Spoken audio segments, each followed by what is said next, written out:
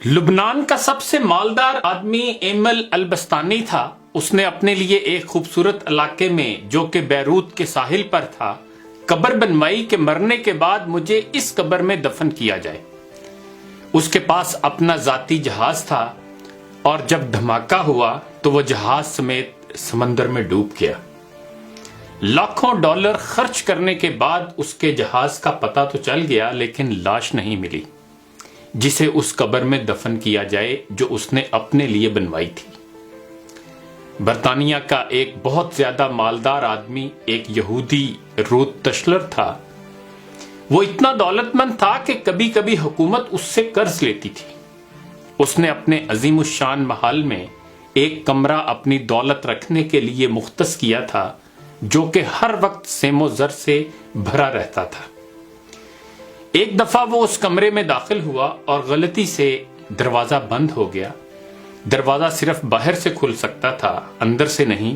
اس نے زور زور سے چیخو پکار شروع کی لیکن محل بڑا ہونے کی وجہ سے کوئی اس کی آواز نہ سن سکا۔ اس کی عادت تھی کہ وہ کبھی کبھی بغیر کسی کو بتائے کئی ہفتے گھر سے غائب رہتا تھا۔ جب وہ کسی کو نظر نہ آیا تو گھر والوں نے سوچا کہ حسب عادت کہیں چلا گیا ہوگا۔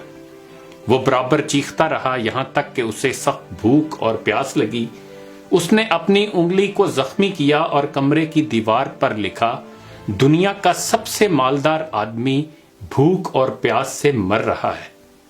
اس کی لاش کئی ہفتے بعد دریافت ہوئی۔ یہ پیغام ہے ان لوگوں کے لیے جو سمجھتے ہیں کہ مال و دولت ہی ہر مشکل کا حل ہے اور دنیا کی ہر ضرورت اس سے پوری کی جا سکتی ہے۔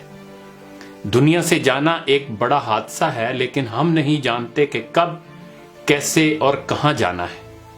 انسان سفر پر جاتا ہے اور پھر واپس آتا ہے، گھر سے باہر جاتا ہے اور پھر لوٹ آتا ہے، لیکن جب دم نکل جائے تو پھر کوئی لوٹ نہیں سکتا۔ مبارکباد کے قابل ہیں وہ لوگ جو کسی پر ظلم نہیں کرتے، نہ کسی سے نفرت کرتے ہیں، نہ کسی کا دل توڑتے ہیں اور نہ اپنے آپ کو کسی سے برتر سمجھتے ہیں، اس لیے کہ سب کو جانا ہے۔ ایک آدمی ٹیکسی میں بیٹھا تو دیکھا کہ ڈرائیور قرآن سن رہا ہے۔ اس نے پوچھا، کیا کوئی آدمی مر گیا ہے؟ اس ٹیکسی ڈرائیور نے جواب میں کہا کہ ہاں، ہمارے دل مر چکے ہیں۔ قیدی اس لیے قرآن مانگتا ہے کہ قید تنہائی میں اس کا ساتھی بنے۔ مریض ہسپتال میں اس لیے قرآن مانگتا ہے تاکہ اللہ اس کے مرض کو دور کرے، اور مردہ قبر میں تمنا کرے گا کاش میں قرآن پڑھتا تو آج قرآن قبر میں میرا غم خوار ہوتا۔ آج نہ ہم قیدی ہیں، نہ مریض ہیں اور نہ مرے ہوئے ہیں کہ قبر میں قرآن کی تمنا کریں۔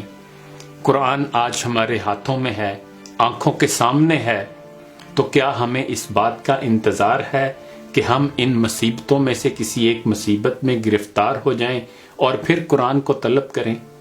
ابھی وقت ہے۔ آئیے دعا کریں کہ اے اللہ قرآن کو ہمارے دلوں کی بہار، ہمارے سینوں کا نور، ہمارے ایوب کا پردہ پوش، ہمارے نفوس کا مددگار، ہماری قبر کا ساتھی اور روز محشر میں ہمارا سفارشی بنا دیجئے۔ اے اللہ ہمیں قرآن کے حقوق ادا کرنے کی توفیق عطا فرما دیجئے۔ اقبال نے بھی ہمیں جھنجھوڑنے کی کوشش کی تھی، زمیں کیا آسماں بھی تیری کجبینی پہ روتا ہے، غضب ہے سطر قرآن کو چلیپا کر دیا تو نے، زباں سے گر کیا توحید کا دعویٰ تو کیا حاصل، بنایا ہے بت پندار کو اپنا خدا تو نے۔